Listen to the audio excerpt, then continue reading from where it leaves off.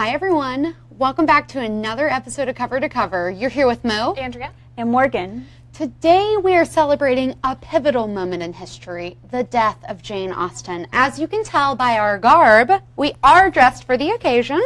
So, Jane Austen died tomorrow on July 18th, 1817, at the young age of 41. In her short years, she wrote 6 novels that live on today as revered classics.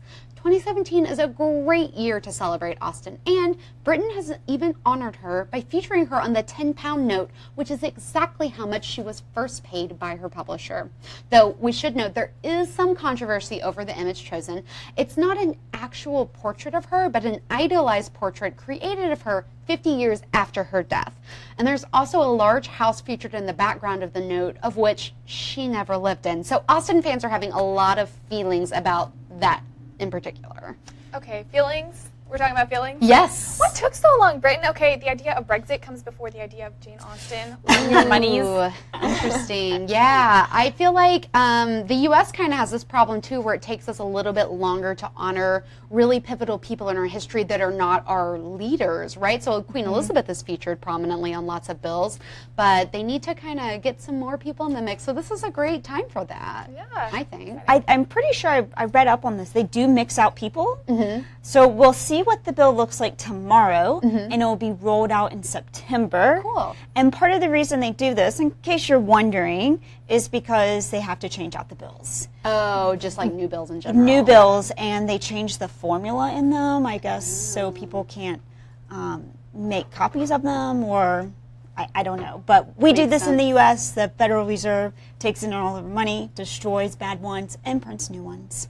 Wow, so that's pretty cool. But this is an opportunity for us to put someone on a bill. Yeah. So if you could put any author on a bill, who would you put? Oh, like a prominent U.S. author? Oh, that's a tough one. I mean, I don't think anybody would be upset to see like Harper Lee or Truman Capote or F. Scott Fitzgerald. Is he British? I don't know. Or like, there's lots of good choices. Yeah. So that would be interesting. We are working on getting Harriet Tubman on our $20 bill, so we are slowly introducing those changes. Maybe we'll adapt more of this British way of just kind of like changing them out more frequently. Yeah. I think that would be cool. Interesting. Yeah. Well, Jane Austen wrote about more than landing a rich husband with a nice home. Her books, including Pride and Prejudice, Emma, and Sense and Sensibility, are centered on the idea of finding a husband of good standing, though she lets strong, powerful women lead as heroines. They do seek what is expected of them, but they do it on their own terms. So why does this idea live on? I have so many feelings about that. I feel like one of the main reasons that Jane Austen is still a central player in literature today and that we still love her so much is because her ideas are still alive, because all of her stories are about social commentary, and we as a society are cyclical, so a lot of those things are still really prevalent today. I mean, like, how many of you have just like family drama, which is the center of every Jane Austen novel? So it still applies. Very relatable for sure. I think so. Also, it's really funny. She's really witty, and like, if you have this certain spark that just ignites, I mean, it's hard to get rid of that, so it's still something that I still laugh today when I read Pride and Prejudice. I mean, it's not for everyone, that's for sure. Which is a great point. What is a Jane Austen novel that you think that somebody should read? Like, what's the first one, do you think? Obviously, Pride and Prejudice. Yeah, it's the most popular one, but it truly is like the starting point. So if you have not read Jane Austen, that's where you need to start and like put a smile on your face. And crack up and tell us about it. Well, a fan that really appreciates Jane Austen immensely is author Helena Kelly, who has written a book titled Jane Austen, The Secret Radical, detailing her life's work and how we should further appreciate it. Kelly illuminates the radical subjects that Austen covered in her novel, including slavery, poverty, feminism, the church, and evolution. She shows us how Austen deftly explored these themes that were considered treasonous, and how she did so intentionally and conscientiously, underneath the guise of a romance novel. The book is also a little controversial, as the author takes a really strong stance on Austen. Her opinion is that we've all been reading her works wrong for years, and the only one who has ever read it correctly is the author herself. She dismisses other scholar analysis throughout the book and shoves the opinions of others to the side. In the eyes of Kelly, Jane Austen was intensely radical, and in the eyes of scholars, so is Kelly. So, what do you guys think? This seems like a pretty heated book. So I read a couple of articles about it, and I will say, first of all, I think that she's really educated and that her opinions do matter, so it's really great that this book is out there. But a lot of people who are Jane Austen scholars are really upset about the things that she's saying and claiming and throwing off everything, all the hard work that they've put in. So I'm not really into that. I think that's kind of rude. Yeah, of course people have feelings. I mean, think about Harry Potter. Harry Potter's been around for 20 years, and everyone has an opinion about certain things. There's so much fan fiction, and people dig really deep into it. Well, think about Jane Austen. 200 years. Yeah. 200 years of fandom. So, I mean, I can imagine people have a lot of feelings about that. How dare she say that the only person who can read Jane Austen the correct way is Jane Austen herself? Like, where does she even come up with this?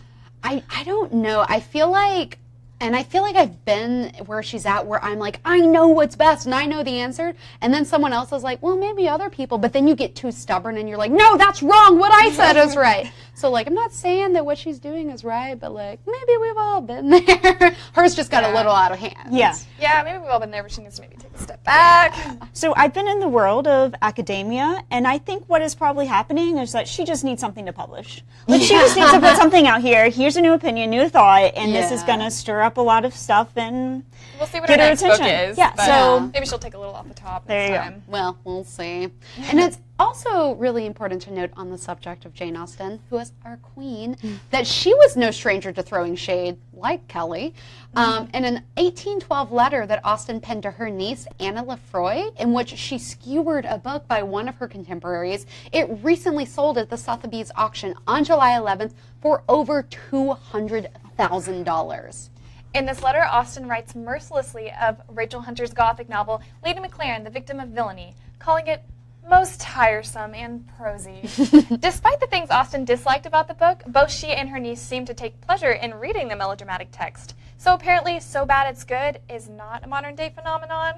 I love that she read a trashy book and then said a bunch of mean things about it, but then was like, but it's really good, you should read it. Yeah, exactly. Don't we all? Yeah, exactly. It's so funny. Also, $200,000 is an insane amount of money for, like, a letter. I know we've talked about this time and time again, but maybe if I had $200,000 just lying around, but can you believe that? That's so much money for just one piece of paper.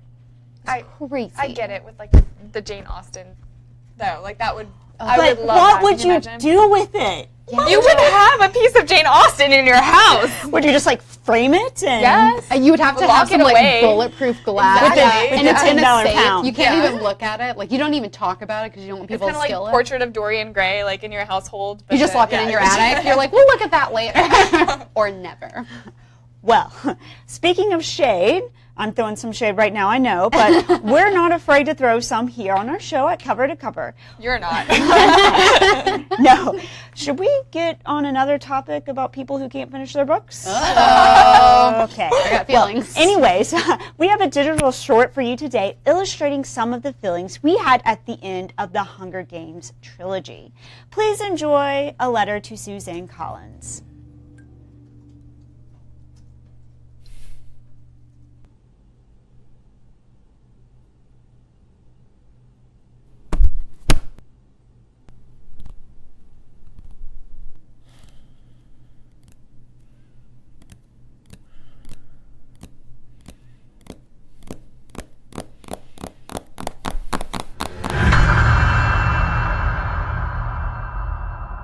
Dear Suzanne Collins, thank you for your significant contribution to modern-day literature.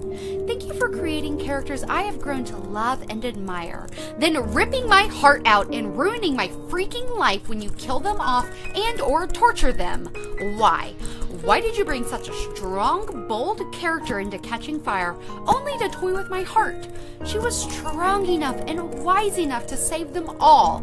She would have helped Katniss, Peeta, Finnick, everyone. But you didn't save her, did you, Suzanne? You're so selfish, Suzanne. Okay, it is a really good book, and I like it. But I will not stand for the death of Mags. Hashtag justice for Mags. Sincerely, your fan / I hate you. P.S. If Mags were still alive, she'd totally be Team Gale. Just saying. Well, we hope you enjoyed our letter to Suzanne Collins. We're just saying, Suzanne, we got feelings. Hashtag sorry, not sorry. Yeah. And speaking of other people who have feelings, there's typically the sentiment from men that Jane Austen is chicklit, or insert any other excuse right here that they're going to use to not read it. Well, we dug through the archives and we found a Marie Claire article detailing the top 6 reasons that we love men who read Jane Austen and who embrace her, and we think that you guys need to know. Right, ladies. So, men who read Jane Austen are not afraid of strong women, and they like the gossip, which we love. Yeah. They're good listeners, and they're willing to admit mistakes. That's nice. And also, they know that men and women can just be friends, and they also know what love is all about. So those are just a few reasons that you should be reading Jane Austen. A few among many. Everybody should be reading it. It's so great. And I feel like the reason men usually don't pick it up is because, number one, they assume that it's chick lit, which it's not. There's lots of social stuff happening. It's really good. And it's really funny. And number two, they assume it's going to be boring, which is also not boring, so you should still read it. Speaking of men who love Jane Austen, there is a super fan in the UK by the name of Zach Pinson, who is the subject of a documentary that airs tonight on BBC One called My Friend Jane. Pinson appears alongside many other Janeites, which is the term for super fans of Jane Austen. He is extreme in his love for Jane Austen, and he is a self-taught tailor who dresses himself 100% in the Regency garb from the time of Jane Austen. He doesn't even own a pair of pants, y'all. He is dedicated to his love of Jane Austen. Yeah, and actually, dedication. we had some pictures that we shared of him. And if you can Google about that documentary, which airs tonight, which is so exciting, if you guys can check it out, the clothes are fantastic. I mean, he looks amazing. I love it. I was reading a little bit about it, and he says that like people always stop him and they're like, "What play are you in? What movie are you in?" And he's like, "Nah, it's just me." Just living and life. No one ever believes him. So He's do amazing. you know what he does for a living? He's a tailor. He's only like Just a 21 or tailor. 22. Yeah, he's really He's- young. yeah.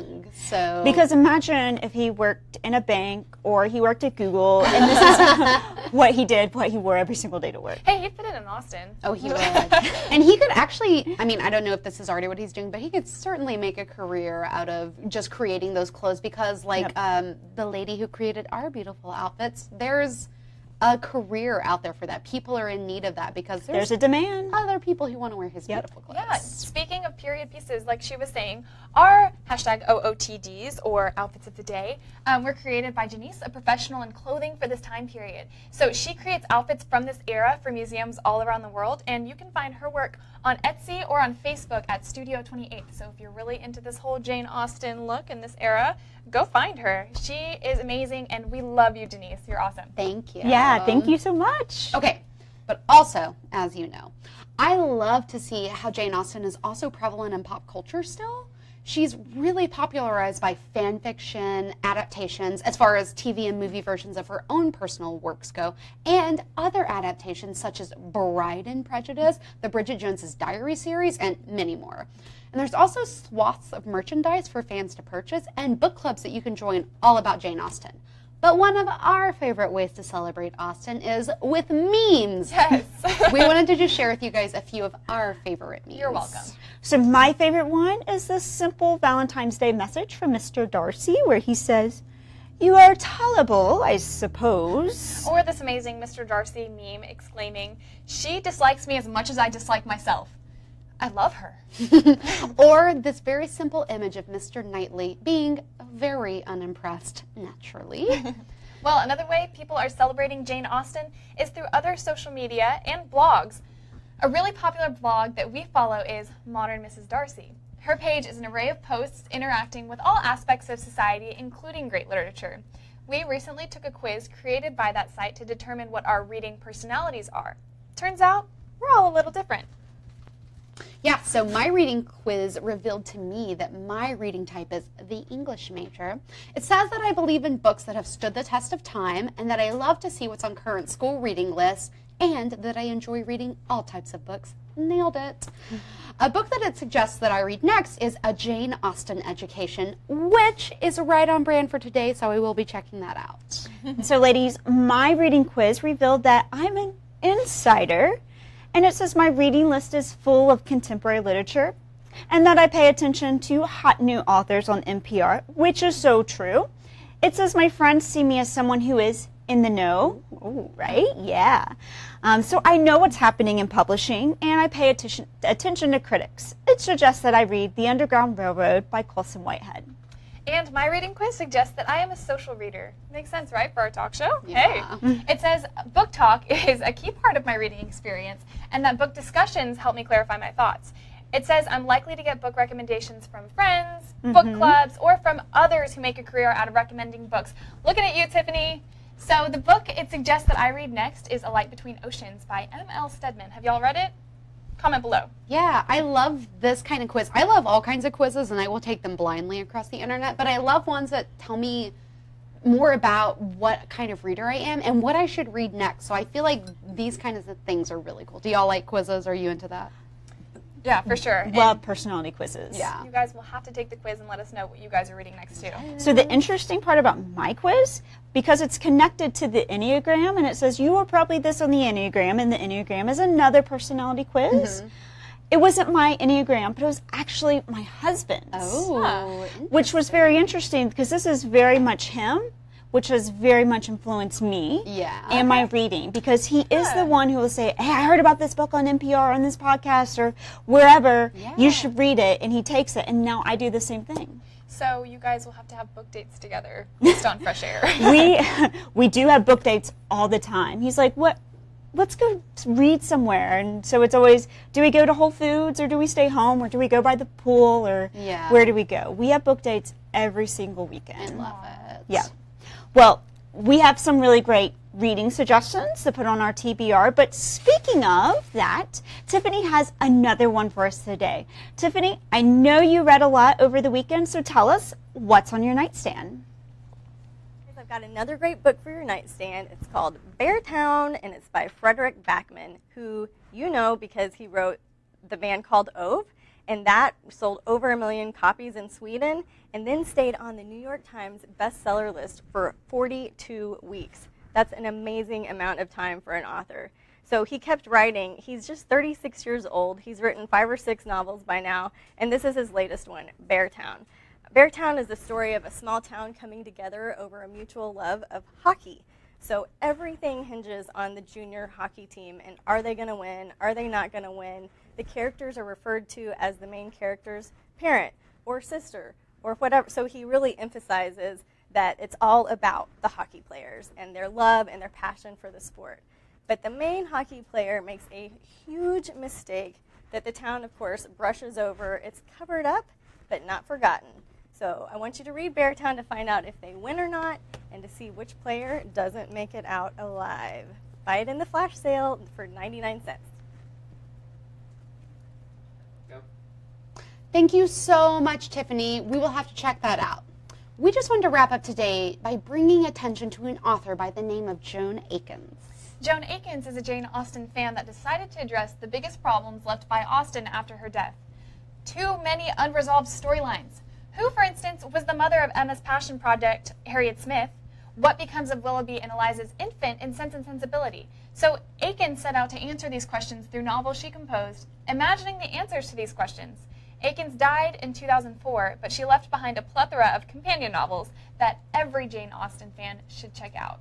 So I was so excited when I read about this because I had never heard of any of these companion stories, and Eliza's Daughter is one in particular that I'm really interested to read, because that's the kind of like hot gossip that Jane Austen just kind of touches on and then she moves away from because she has a lot of other things to cover. So I will definitely be checking out these books, and I'm excited.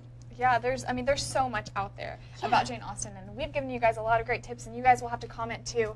But like you said, and we have all of these blogs, and there are novels. One of the things that I love is a YouTube channel, and it's the Lizzie Bennet Diaries. Okay. Have you guys seen that? No. It's Elizabeth Bennet, but like modern day, and so she has her life in, as if she's like a college person or college student and all that, but she's living her life with Mr. Darcy. And so I love finding all of these little treasures. Yeah. You'll have to let us know. So tell us how you guys celebrate Jane Austen, please. And let us know in your comment what your favorite things about Jane Austen are.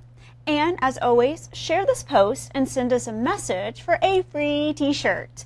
We have both V-neck and crew neck shirts. And when you message us, make sure you tell us your size, your style, V-neck or crew neck, and your mailing address. And don't forget about that flash sale we have for you guys today of Beartown. You can get Beartown for 99 cents for 19 minutes at the conclusion of this episode. Thank you so much for joining us today. We hope you have an awesome week. And I'm Mo. I'm Andrea. And I'm Morgan. And we will be back here on Wednesday, July 19th at 12 p.m. Eastern, 11 a.m. Central Time.